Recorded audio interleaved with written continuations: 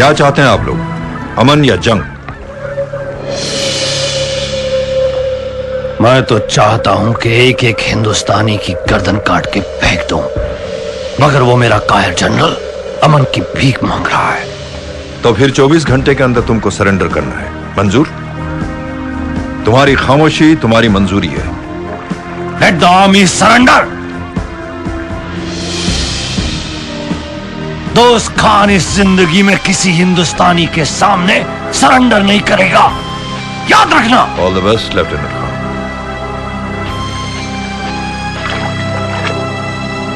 फिर क्या हुआ सर? 16 दिसंबर सन 1971 का दिन दुनिया की हिस्ट्री का एक अहम दिन है। इस तस्वीर को देखो, यह सरेंडर का मशहूर फोटोग्राफ है। इसमें मैं भी हूं और दोस्त खान भी है। ये आकाशवाणी है। अब आप अशोक वर्मा से समाचार सुनिए।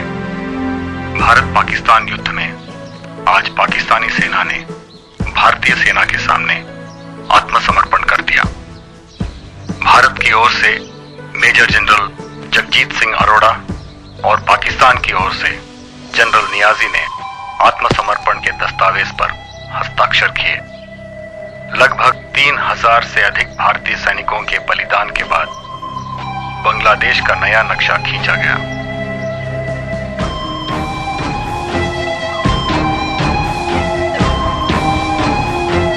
सरेंडर के बाद पाकिस्तान टूट चुका था। वहां के फौजी ऑफिसर्स बदले की आग में जल रहे थे और दोस्त खान इस आग को ज्वालामुखी की तरह भड़का रहा था। हिंदू हो या मुसलमान, हर हिंदुस्तानी को दुश्मन समझो। तुम्हारी हर गोली पे एक हिंदुस्तानी का नाम लिखा होना चाहिए। 5 साल तक ये दिल्ली में पाकिस्तानी एम्बेसी में काम करता रहा। इस दौरान इसने यहां के भ्रष्ट नेताओं के साथ दोस्ती कर ली। बॉम्बे और दिल्ली में इंटेलिजेंस का नेटवर्क भी खोल लिया। ये फुटेज देखो। पाकिस्तानी एम्बेसी में इफ्तार पार्टी चल रही है, गौर से देखना।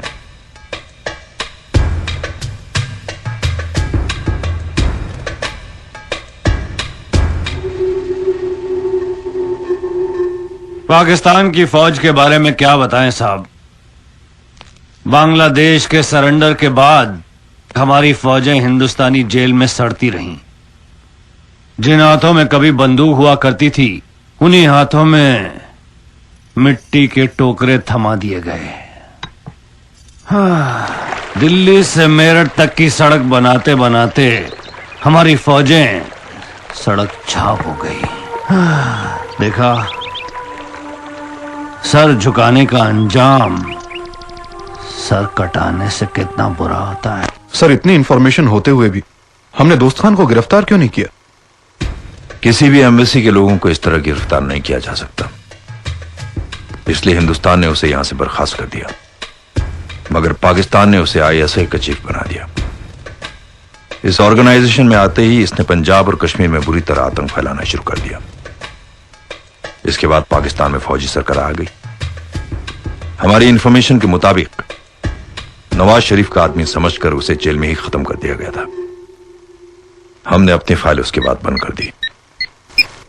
निशान हैदर दोस्त खान को मीर जाफर का सलाम। 5 मिनट लेट।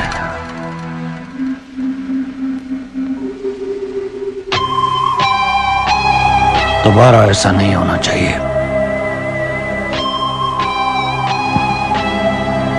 और दूसरी बात, तुम्हारी लापरवाही हमारे मिशन को नुकसान पहुंचा सकती है।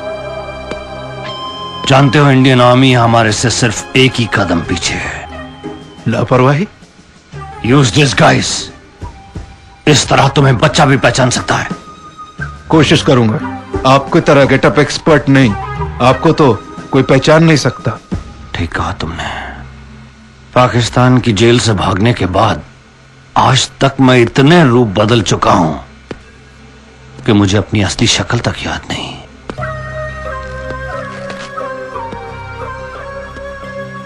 घर बार, रिश्ते नाते, कुछ भी तो याद नहीं। कुछ भी पहचानता नहीं हूं मैं। बस पहचानता हूं तो अपना मकसद कौम की इबादत।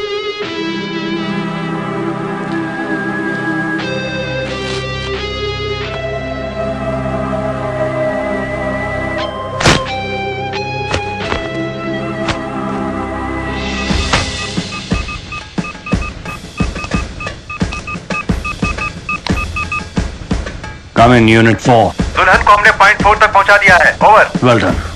Over and out.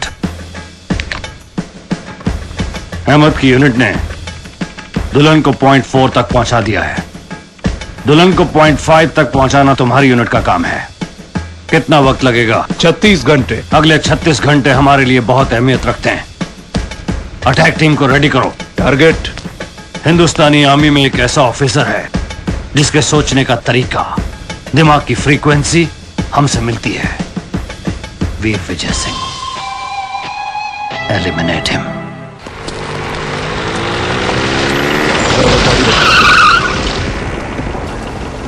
सर, हमारा पीछा हो रहा है। Yes sir. गुड। इसी वक्त का हमें इंतजार था। उनका शिकार भी मैं हूं और शिकारी भी। कवर में।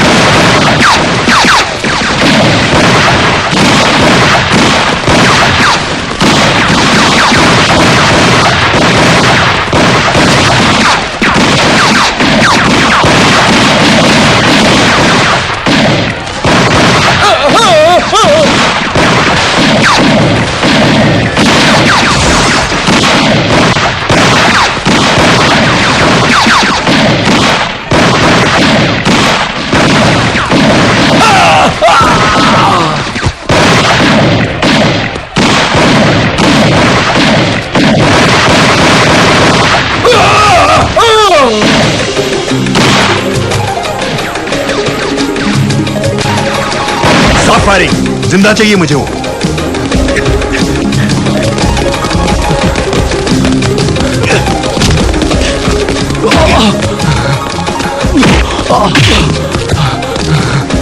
ड्राइवर, गाड़ी लेके आओ। मेरा नाम इरफान है। अपना नहीं, जिसने भेजा है उसका नाम बताओ। नहीं।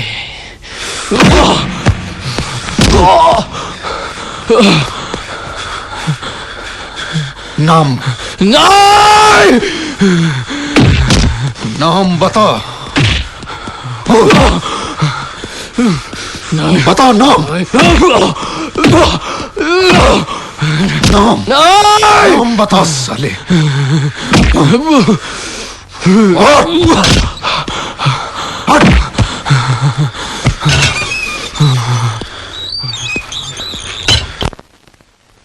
कोई फायदा नहीं, मर जाएंगे ये लोग, मुंह नहीं खोलेंगे।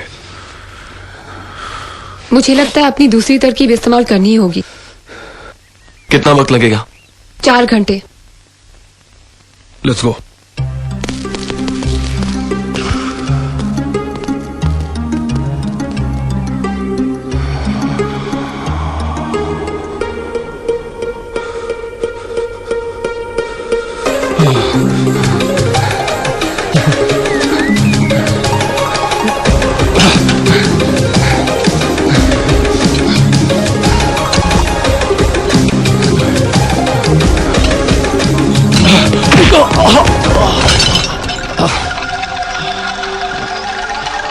जल्दी करो, इंजेक्शन का असर ज्यादा देर नहीं रहेगा।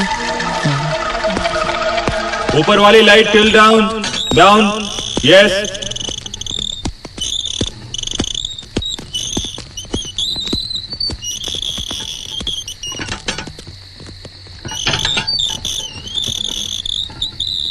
अब लग रहा है ना मीर जाफर? 70% तो मैच हो रहा है, बाकी 30% तुम्हारे टैलेंट पर। वो तुम मुझ पे छोड़ दो। हम इरफान को यहां बिठाएंगे। जब उसे होश आएगा उसे यह नजारा दिखाई देगा।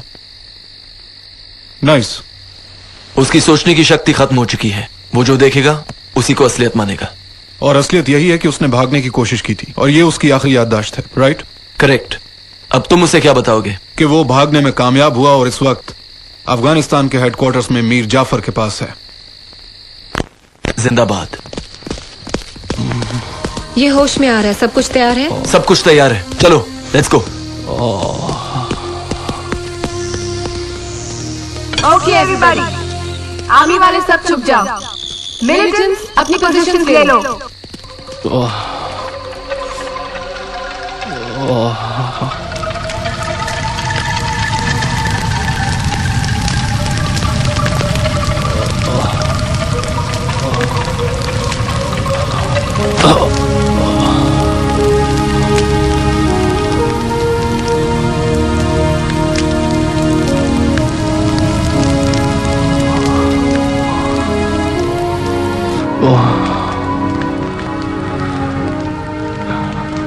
सुप्रीम कमांडर, तुम दुश्मन के पंजे से निकलने में कामयाब हुए, लेकिन जख्म अभी भरा नहीं। तुमको आराम का जरूरत है। उन्होंने मुझे पकड़ लिया था सुप्रीम कमांडर, लेकिन मैंने उन्हें कुछ नहीं बताया। बहुत खूब, लेकिन बदकिस्मती से तुम्हारे सारे साथी कुर्बान हो गए। मगर हमने नए जाबाज सिपाहियों की फौज तैयार की है, क्योंकि किसी के लिए रुकता नहीं। ठीक?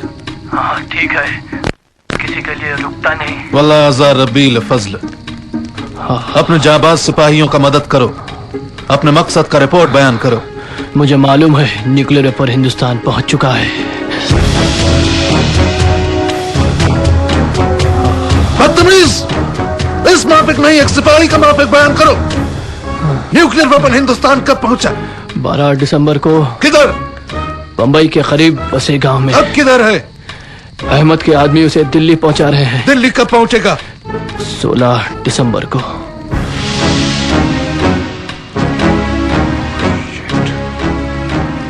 16 दिसंबर तो कल है, यानी कि वेपन दिल्ली कल पहुंचेगा। विक्टर पूछो दिल्ली में कहां? दिल्ली में कहां? यह मुझे पता नहीं। निशान हैदर दोस्त खां उसे हासिल करेगा। उसके बाद निशान हैदर के हुक्म के मुताबिक मुझे काम करना था। तुम बहुत बहादुर हो इरफान। इस जंग के बाद तुम्हें भी निशान हैदर के खिताब से नवाजा जाएगा। सच? जिंदाबाद। 16 दिसंबर। Sir, welcome to national security command thank you. Centre. हम क्या जमीन के नीचे हैं? हाँ, हम जमीन के इतने नीचे हैं कि न्यूक्लियर एक्सप्लोजन का भी असर नहीं होगा। इस सेंटर से हम इंडियन स्पाई सैटेलाइट के जरिए दुनिया के किसी भी कोने में पहुंच सकते हैं। Sir. Victor. Vikram. What's the progress? Sir, शहर के तमाम एंट्री पॉइंट सील कर दिए गए हैं। हर छोटी बड़ी गाड़ी पर नजर रखी जा रही है। 10,000 से भी ज्यादा फोर्स इस काम में लगी है। सर, इस स्क्रीन पर दिल्ली का एक 3D मैप है, जिसके जरिए आप किसी भी हिस्से की लाइव तस्वीरें देख सकते हैं। I see.